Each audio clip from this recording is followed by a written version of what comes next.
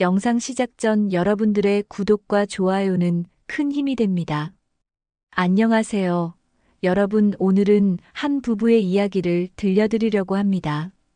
아마 여러분 중에서도 비슷한 경험을 하신 분들이 계실지도 모르겠어요. 서울 외곽의 한 아파트 단지에서 남편 재호는 오늘도 새벽 5시에 눈을 떴습니다. 38살의 재호는 경기도 소재. 중소기업에서 격리 업무를 담당하고 있었죠. 하지만 그것만으로는 가족의 생계를 책임지기에 부족했습니다. 매달 아파트 대출금과 생활비를 감당하려면 추가 수입이 절실했어요.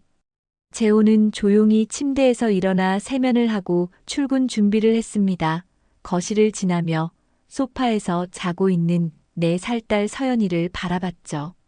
아이는 천사 같은 얼굴로 새근새근 잠들어 있었습니다. 재호는 딸의 이마에 살며시 입을 맞추고 현관문을 열었어요. 시계는 6시를 가리키고 있었습니다.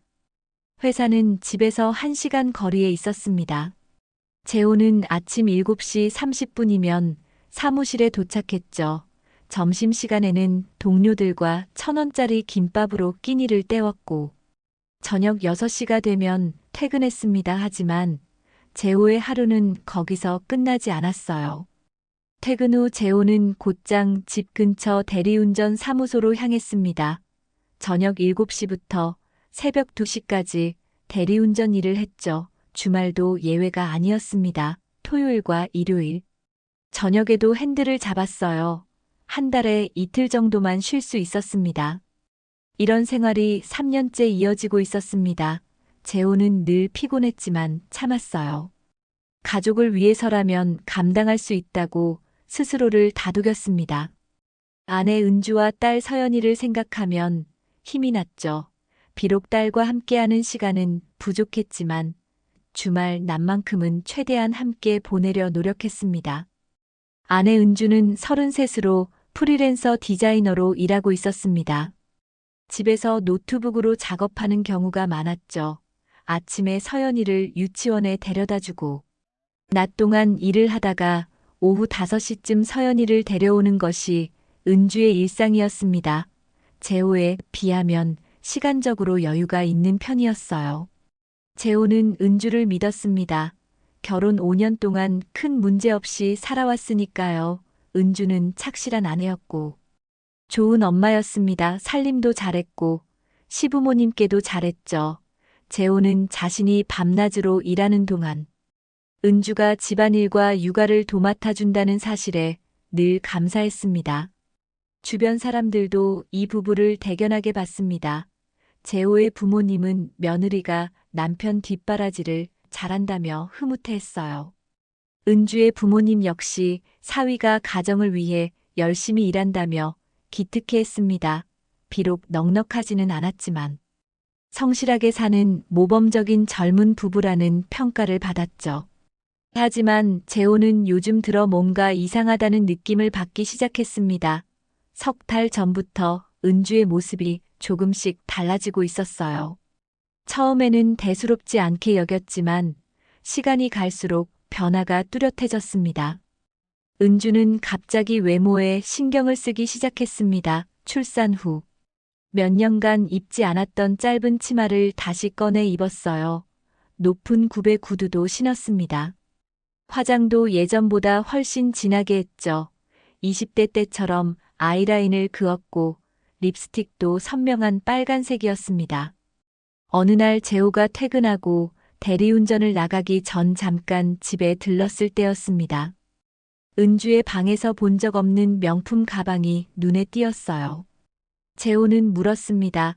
그 가방 새로 산 거야? 은주는 친구한테 빌린 거라고 대답했죠. 하지만 재호는 석연치 않았습니다. 다음 주에는 옷장에서 새 옷들이 보였습니다. 브랜드 로고가 선명한 고급 의류였어요. 재호는 또 물었습니다. 이 옷들은 언제 샀어? 은주는 세일 기간에 싸게 샀다고 했습니다. 재호는 더 이상 묻지 않았지만 마음 한구석이 불편했죠. 은주의 외출도 잦아졌습니다. 예전에는 집에서 일하느라 거의 나가지 않았는데 요즘은 자주 나갔어요. 클라이언트 미팅이 있다거나 친구를 만난다는 핑계였습니다. 저녁 늦게 돌아오는 날도 있었죠. 재호는 점점 더 의심이 커졌습니다. 밤에 대리운전을 하면서도 은주 생각이 머릿속을 떠나지 않았어요. 혹시 다른 남자가 생긴 건 아닐까 하는 불안감이 엄습했습니다. 하지만 확신할 수는 없었죠. 증거가 없었으니까요. 재호는 더 이상 참을 수 없었습니다. 의심만 하고 있을 수는 없었어요. 진실을 확인해야 했습니다. 탐정을 고용하는 방법도 생각해봤지만 비용이 만만치 않았죠. 한 달에 수백만 원씩 드는 탐정 비용은 재호에게 너무 큰 부담이었습니다. 고민 끝에 재호는 직접 아내를 추적하기로 결심했습니다. 회사에 연차 휴가를 신청했어요. 상사는 재호가 거의 휴가를 쓰지 않는 직원이라 흔쾌히 승인해 주었습니다. 재호는 다음 주 수요일에 휴가를 냈죠. 그날 아침 재호는 평소처럼 출근하는 척했습니다. 6시에 일어나 세면을 하고 옷을 갈아입었어요. 은주는 아직 잠들어 있었습니다. 재호는 조용히 현관문을 열고 나갔죠. 하지만 회사로 가지 않았습니다. 아파트 단지 입구 근처 카페로 향했어요. 카페 창가 자리에 앉아 아파트 정문이 보이는 곳에서 기다렸습니다. 아메리카노를 주문하고 시간을 확인했죠. 7시 45분이었습니다. 은주는 보통 8시 30분쯤 서연이를 데리고 유치원 버스 정류장으로 나올 것이었어요. 시간이 느리게 흘렀습니다. 재호는 창밖만 바라보며 기다렸죠. 손에 쥔 커피잔이 식어갔지만 한 모금도 마시지 못했습니다. 입안이 바짝 말라 있었고 심장은 빠르게 뛰고 있었어요. 혹시 자신의 의심이 기우이길 바라는 마음과 진실을 알고 싶은 마음이 교차했습니다. 8시 20분이 되자 아파트 정문에서 은주와 서연이가 나왔습니다. 재호는 긴장한 채 두 사람을 지켜봤어요. 은주는 화장을 진하게 하고 있었고 짧은 스커트에 높은 구두를 신고 있었습니다. 유치원 버스를 기다리는 엄마들 사이에서 유독 눈에 띄는 차림새였죠. 8시 30분 정각에 유치원 버스가 도착했습니다. 은주는 서연이를 버스에 태우고 손을 흔들어 주었어요. 버스가 떠나자 다른 엄마들은 집으로 돌아갔습니다. 하지만 은주는 돌아가지 않았죠. 재호의 심장이 쿵 소리를 내며 뛰기 시작했습니다. 은주는 아파트 단지 입구 쪽으로 걸어가고 있었어요. 스마트폰을 꺼내 누군가에게 전화를 거는 모습이 보였습니다. 짧은 통화를 마친 은주는 길 모퉁이에 서서 무언가를 기다리는 듯 했죠. 5분쯤 지났을까요? 검은색 고급 수입차 한 대가 은주 앞에 멈춰 섰습니다. 재호는 숨을 죽이고 지켜봤어요. 은주는 주저없이 조수석 문을 열고 차에 올라탔습니다. 너무나 자연스러운 동작이었죠. 마치 수십 번도 더 해본 것처럼 말입니다. 재호는 황급히 카페를 나와 자신의 차로 달려갔습니다. 아파트 지하 주차장에 세워둔 낡은 준중형 승용차였어요. 시동을 걸고 그 검은색 차를 따라가기 시작했습니다. 거리를 두고 신중하게 뒤따라갔죠. 검은색 차는 강남 방향으로 향했습니다. 한강대교를 건너 강남구 청담동 쪽으로 들어갔어요. 고급 주택가와 명품 매장이 즐비한 동네였습니다. 재호는 차 안에서 이를 악물었죠. 이 동네는 자신과는 전혀 다른 세계였습니다. 차는 한강변에 있는 고급 레스토랑 앞에 멈춰 섰습니다. 재호는 조금 떨어진 곳에 차를 세우고 지켜봤어요. 은주가 차에서 내렸고 운전석에서 한 남자가 내렸습니다. 30대 중반쯤으로 보이는 남자는 잘 차려입은 정장 차림이었죠. 재호는 그 남자의 얼굴을 보는 순간 기억이 떠올랐습니다. 은주의 고등학교 동창이었어요. 결혼식 때 하객으로 왔던 사람이었습니다. 이름은 정우라고 했던 것 같았죠. 당시에는 단순한 친구 사이라고 생각했는데 지금 보니 전혀 그렇지 않았습니다. 두 사람은 레스토랑 안으로 들어갔습니다. 재호는 차에서 내려 레스토랑 입구까지 다가갔어요. 유리창 너머로 내부가 보였습니다. 창가 테이블에 앉은 은주와 정우가 마주보며 웃고 있었죠. 테이블 위에는 와인 잔이 놓여 있었습니다. 재호는 가슴이 찢어지는 것 같았습니다. 자신은 1,000원짜리 김밥으로 끼니를 때우는데 아내는 이런 고급 레스토랑에서 다른 남자와 와인을 마시고 있었어요. 재호는 주먹을 불끈 쥐었지만 참았습니다. 더 확실한 증거를 잡아야 했죠. 1시간 반 정도 지났을까요? 두 사람이 레스토랑에서 나왔습니다. 재호는 재빨리 자신의 차로 돌아갔어요. 은주와 정우는 다시 검은색 차에 올라탔습니다. 차는 이번에는 압구정동 방향으로 향했죠. 재호는 식은땀을 흘리며 뒤를 쫓았습니다. 차는 한 호텔 앞에 멈춰 섰어요. 고급 비즈니스 호텔이었습니다. 두 사람은 차에서 내려 호텔 로비로 들어갔죠. 재호는 차 안에서 두 사람이 사라지는 모습을 지켜봤습니다. 재호는 떨리는 손으로 스마트폰을 꺼냈습니다. 호텔 입구를 사진으로 찍었어요. 시간도 확인했습니다. 오후 1시 15분이었죠. 재호는 호텔 로비로 들어갔습니다. 프런트 직원에게 물어볼까 생각했지만 개인정보라 알려주지 않을 것이 분명했어요. 재호는 로비 소파에 앉아 기다렸습니다. 엘리베이터를 주시하며 두 사람이 내려오기를 기다렸죠. 시간이 느리게 흘렀습니다. 1시간이 지나고 2시간이 지났어요. 오후 4시가 다 되어서야 은주와 정우가 엘리베이터에서 내려왔습니다. 엘리베이터에서 내린 은주와 정우는 여전히 밝은 표정이었습니다. 두 사람은 로비를 가로질러 밖으로 나갔어요. 재호는 소파 뒤에 몸을 숨기고 지켜봤습니다. 심장이 터질 듯이 뛰었고 온몸에서 식은땀이 흘러내렸죠. 재호는 두 사람이 호텔을 완전히 빠져나간 후 천천히 일어났습니다. 다리에 힘이 풀려 비틀거릴 뻔했어요. 로비 소파에 다시 주저앉아 고개를 떨어뜨렸습니다. 3시간 동안 두 사람이 호텔 객실에서 무엇을 했는지는 불보듯 뻔했죠. 재호는 눈을 질끈 감았습니다. 머릿속으로 온갖 장면이 스쳐 지나갔어요.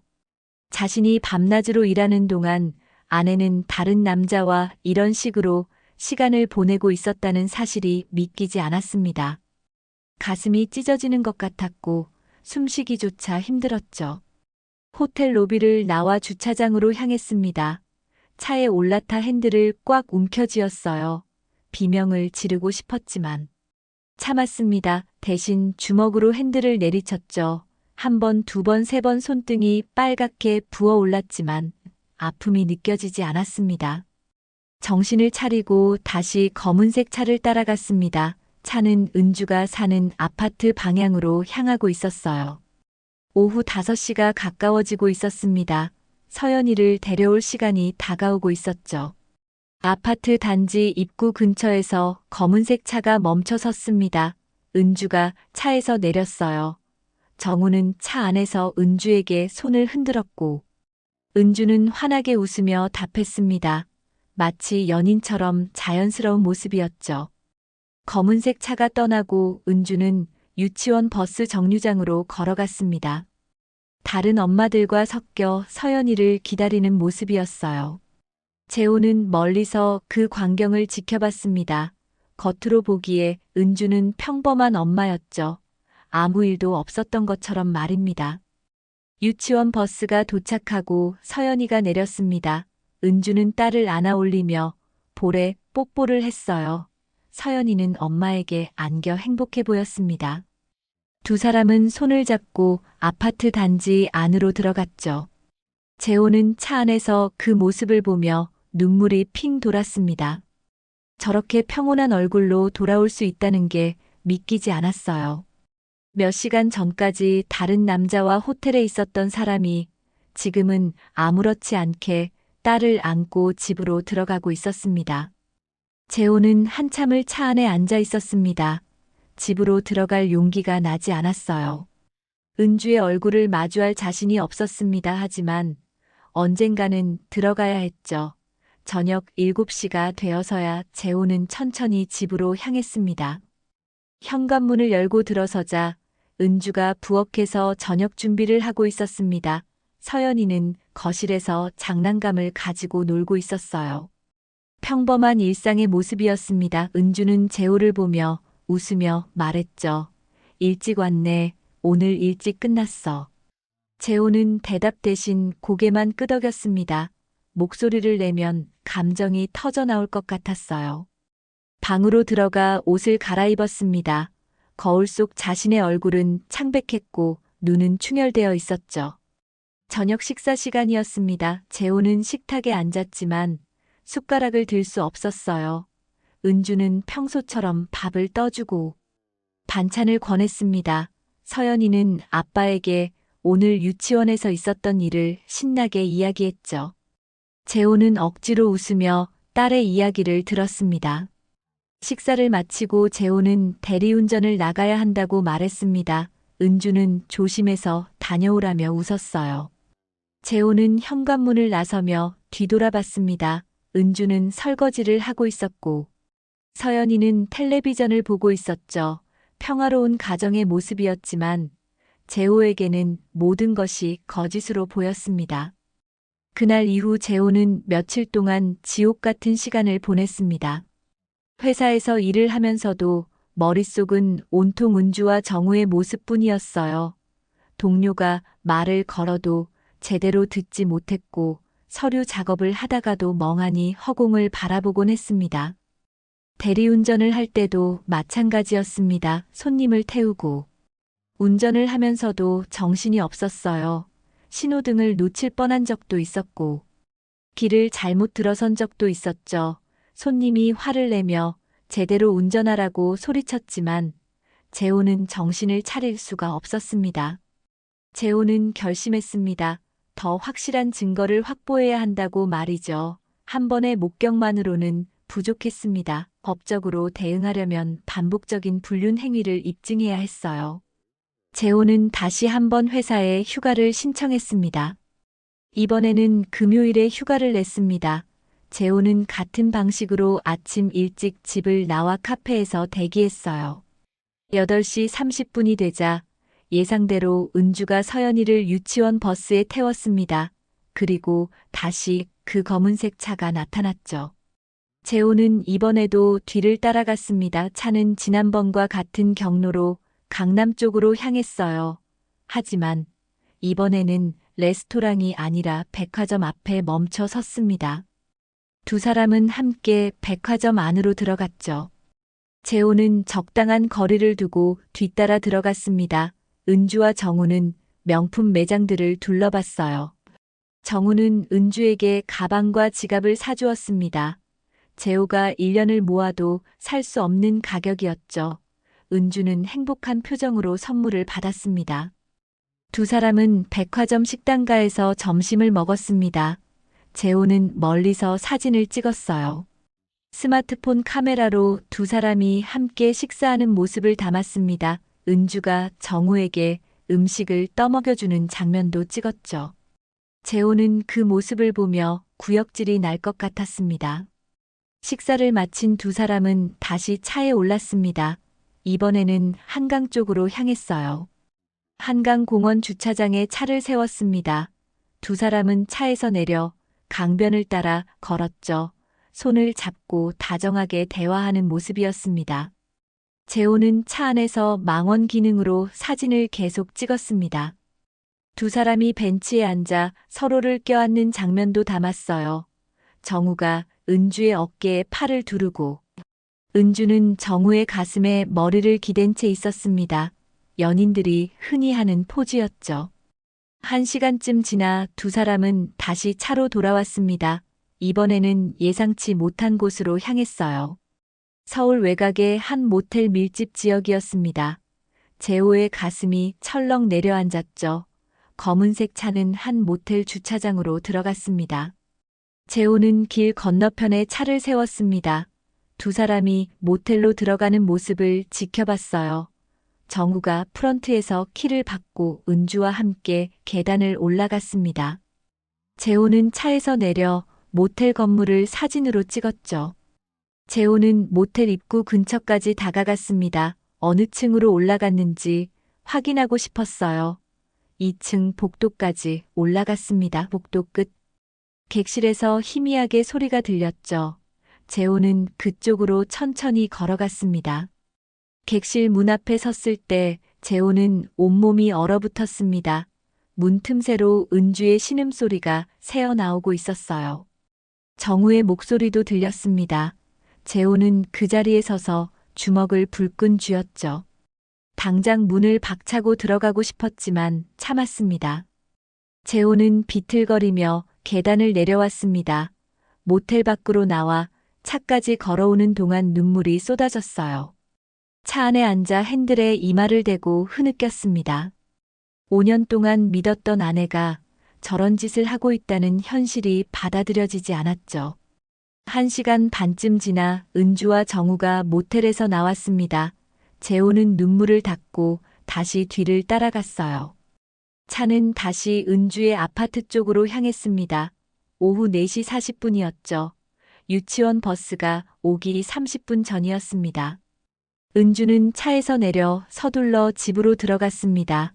재호는 주차장에 차를 세우고 잠시 기다렸어요. 오후 5시 10분쯤 되자 은주가 다시 나왔습니다. 샤워를 하고 옷을 갈아입은 모습이었죠. 유치원 버스 정류장으로 향하는 은주의 뒷모습을 재호는 차 안에서 지켜봤습니다. 일주일이 더 지났습니다. 재호는 회사 일과 대리운전을 병행하면서도 틈틈이 은주를 감시했어요. 출근 전 아침 시간과 점심 시간을 이용해 은주의 동선을 파악했습니다. 패턴이 보이기 시작했죠. 은주는 일주일에 서너 번씩 정우를 만났습니다. 월요일과 수요일 그리고 금요일이 주로 만나는 날이었어요. 화요일과 목요일에는 집에서 일을 했습니다. 재호는 이 패턴을 노트에 꼼꼼히 기록했죠. 재호는 은주의 스마트폰을 확인해야겠다고 생각했습니다. 결정적인 증거는 사진과 메시지에 있을 것이 분명했어요. 어느 토요일 밤 은주가 샤워를 하러 들어간 사이 재호는 은주의 핸드폰을 집어들었습니다. 비밀번호를 눌렀습니다. 은주의 생일이었죠. 화면이 열렸어요. 재호는 먼저 사진첩을 확인했습니다. 손이 떨렸지만. 스크롤을 내렸죠. 그리고 재호는 경악했습니다. 사진첩에는 정우와 찍은 사진이 가득했습니다. 레스토랑에서 찍은 셀카, 한강공원에서 찍은 사진, 백화점에서 받은 선물을 들고 찍은 인증샷, 호텔 객실에서 찍은 사진까지 있었어요. 재호와 서연이가 함께 찍은 가족 사진보다 훨씬 많았습니다. 재호는 빠르게 사진들을 자신의 핸드폰으로 전송했습니다. 메신저 대화 내용도 확인했어요. 은주와 정우의 대화였습니다. 내일 몇 시에 만날까? 점심은 뭐 먹을까 보고 싶어 같은 내용이 가득했죠. 더 충격적인 내용도 있었습니다. 정우가 은주에게 이혼하고 나랑 살자고 제안하는 메시지였어요. 은주의 답장은 조금만 더 기다려줘, 타이밍을 봐야 해였습니다. 재호는 핸드폰을 떨어뜨릴 뻔했죠. 욕실에서 물 흐르는 소리가 멈췄습니다. 재호는 황급히 은주의 핸드폰을 제자리에 놓았어요. 침대에 누워 자는 척했습니다. 은주가 욕실에서 나왔지만 재호는 눈을 감고 있었죠. 심장이 터질 듯이 뛰었습니다. 다음 날 재호는 컴퓨터 매장에 갔습니다. 대용량 외장 하드를 구매했어요. 집으로 돌아와 은주가 외출한 사이 모든 증거를 백업했습니다. 스마트폰에서 전송받은 사진들을 외장 하드에 저장했죠. 모텔과 호텔을 찍은 사진도 함께 저장했습니다. 재호는 사진 파일 하나하나를 확인하며 날짜를 정리했습니다. 가장 오래된 사진은 6개월 전 것이었어요. 은주와 정우의 불륜이 최소한 6개월 이상 지속됐다는 증거였습니다. 재호는 이 모든 것을 폴더별로 체계적으로 정리했죠. 주말 내내 재호는 증거를 정리하는데 시간을 보냈습니다. 은주는 평소처럼 집안일을 하고 서연이를 돌봤어요. 재호가 서재에서 무엇을 하는지 물었지만 재호는 회사 업무라고 둘러댔습니다. 은주는 의심하지 않았죠. 월요일 아침이 밝았습니다. 재호는 출근 준비를 하면서 은주를 바라봤어요. 은주는 부엌에서 아침 식사를 준비하고 있었습니다. 평범한 아내의 모습이었죠. 하지만 재호는 알고 있었습니다. 오늘 오전에 은주가 또다시 정우를 만날 거라는 것을 말입니다. 재호는 회사에 조퇴 신청을 했습니다. 오전 11시에 회사를 나왔어요. 아파트 근처까지 와서 대기했습니다. 예상대로 정오쯤 검은색 차가 나타났고 은주가 차에 올라탔죠. 재호는 다시 뒤를 따라갔습니다. 이번에는 새로운 장소였습니다. 서울 중심부의 한 고급 호텔이었어요. 재호는 주차장에 차를 세우고 두 사람을 지켜봤습니다. 로비로 들어가는 모습을 사진으로 담았죠. 시간을 확인하고 메모했습니다. 재호는 이제 충분한 증거를 확보했다고 판단했습니다. 사진과 메시지, 그리고 반복적인 만남의 기록까지 모든 것이 갖춰져 있었어요. 이제 법적 대응을 준비할 때였습니다. 재호는 변호사를 찾아가기로 결심했죠. 다음 날 재호는 서울 시내의 한법률 사무소를 찾았습니다. 인터넷 검색을 통해 이혼 전문 변호사를 알아봤어요. 상담 예약을 잡고 점심시간을 이용해 사무소를 방문했습니다. 고층 빌딩 20층에 위치한 사무소였죠. 변호사는 50대 초반의 여성이었습니다. 재호를 맞이하며 편하게 앉으라고 했어요. 재호는 떨리는 목소리로 자신의 상황을 설명하기 시작했습니다. 아내의 불륜을 발견한 경위부터 지금까지 수집한 증거까지 모든 것을 이야기했죠. 변호사는 진지한 표정으로 재호의 이야기를 들었습니다. 재호가 준비한 외장 하드를 건네받아 노트북에 연결했어요. 사진들을 하나씩 확인하기 시작했습니다. 호텔과 모텔, 사진 두 사람의 친밀한 모습, 메신저 대화 내용까지 꼼꼼히 살펴봤죠. 변호사는 고개를 끄덕이며 말했습니다. 증거가 아주 확실하다고 했어요. 이 정도면 이혼 소송에서 유리한 위치를 점할 수 있다고 설명했습니다. 배우자의 부정행위는 민법상 이혼 사유에 명확히 해당한다고 덧붙였죠. 변호사는 법적 절차를 상세히 안내했습니다. 먼저 이혼 소송을 제기하고 동시에 불륜 상대 남자를 상대로 상간소송을 진행할 수 있다고 했어요. 상간소송은 배우자 아닌 자와 간통한 제3자에게 손해배상을 청구하는 것이라고 설명했습니다. 재호는 양육권에 대해 물었습니다. 딸 서연이를 자신이 키우고 싶다고 말했어요. 변호사는 가능하다고 답했습니다. 아버지가 경제적 능력이 있고 양육 의지가 확실하며 어머니의 부정행위가 입증된다면 법원이 긍정적으로 판단할 거라고 했죠.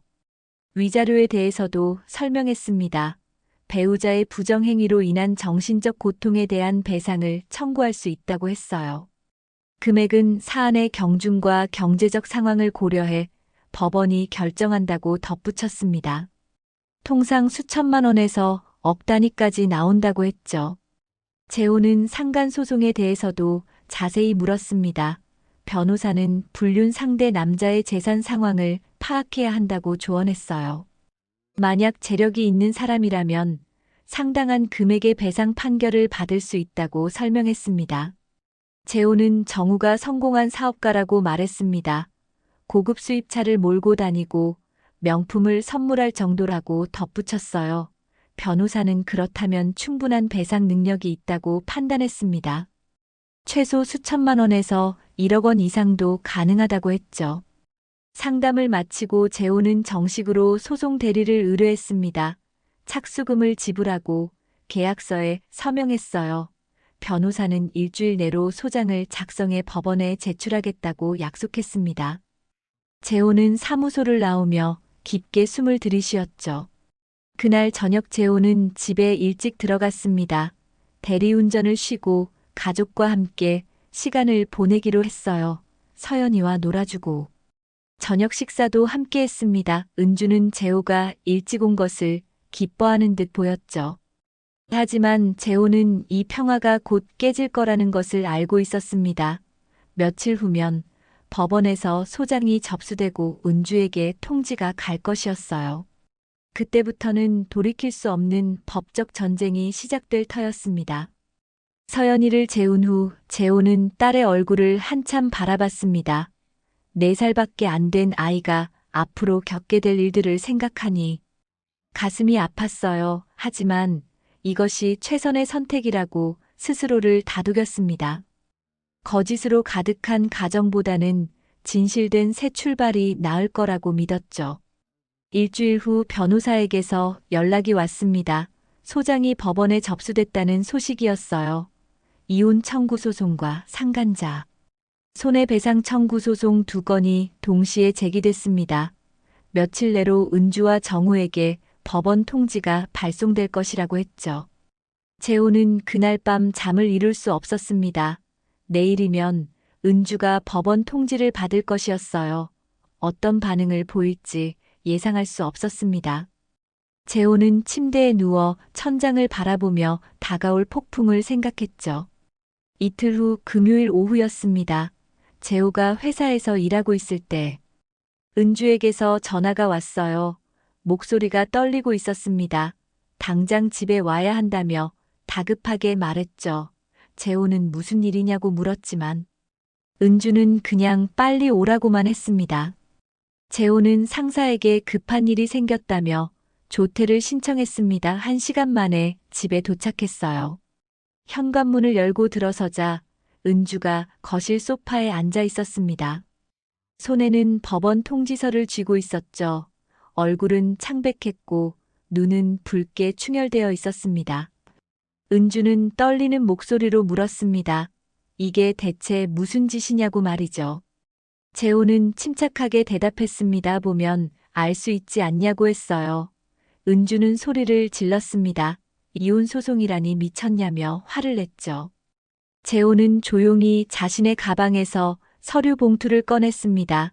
테이블 위에 사진들을 쏟아냈어요. 은주와 정우가 함께 찍은 모든 사진이었습니다.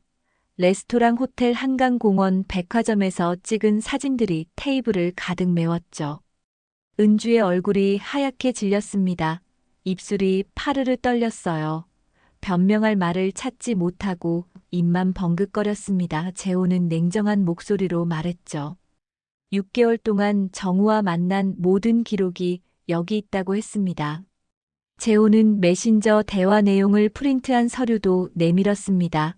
이혼하고 나랑 살자는 정우의 메시지와 은주의 답장이 선명하게 인쇄되어 있었어요. 은주는 그 서류를 보며 무너져 내렸습니다. 바닥에 주저앉아 울기 시작했죠. 재호는 감정을 드러내지 않았습니다. 이미 며칠 전부터 각오했던 순간이었어요. 은주가 아무리 울어도 마음이 흔들리지 않았습니다. 오히려 지난 6개월 동안 자신을 속였던 은주가 더 원망스러웠죠. 은주는 용서해달라고 빌었습니다. 잘못했다며 무릎을 꿇고 애원했어요. 다시는 정우를 만나지 않겠다고 맹세했습니다. 재호는 고개를 저었죠. 이미 늦었다고 말했습니다. 변호사를 통해 법적 절차를 진행할 거라고 덧붙였어요. 다음 주 월요일 재호는 은주 몰래 집을 나왔습니다. 원룸을 하나 얻어 서연이와 함께 이사했어요. 은주는 집에 혼자 남았습니다. 재호는 은주에게 더 이상 할 말이 없었죠. 변호사를 통해서만 연락하겠다고 통보했습니다. 한 달 후 첫 번째 재판 기일이 잡혔습니다. 서울가정법원 6층 법정이었어요. 재호는 변호사와 함께 법정에 들어섰습니다. 반대편에는 은주와 은주의 변호사가 앉아 있었죠. 은주는 재호를 쳐다보지 못했습니다. 판사가 입장하며 재판이 시작됐습니다. 재호 측 변호사는 준비한 증거들을 제출했어요. 사진 파일들이 스크린에 차례로 띄워졌습니다. 은주와 정우가 호텔에서 함께 찍은 사진, 레스토랑에서 손을 잡고 있는 사진, 백화점에서 명품을 들고 웃는 사진들이었죠. 판사는 심각한 표정으로 증거들을 살펴봤습니다. 은주의 변호사는 반박하려 했지만 증거가 너무 명확했어요. 메신저 대화 내용까지 제출되자 더 이상 변명할 여지가 없었습니다. 판사는 은주에게 인정하느냐고 물었고 은주는 고개를 숙인 채 그렇다고 답했죠. 재판은 2차례 더 진행됐습니다. 정우도 법정에 소환됐어요. 정우는 자신의 잘못을 인정했습니다. 하지만 사랑했다는 변명을 늘어놓았죠.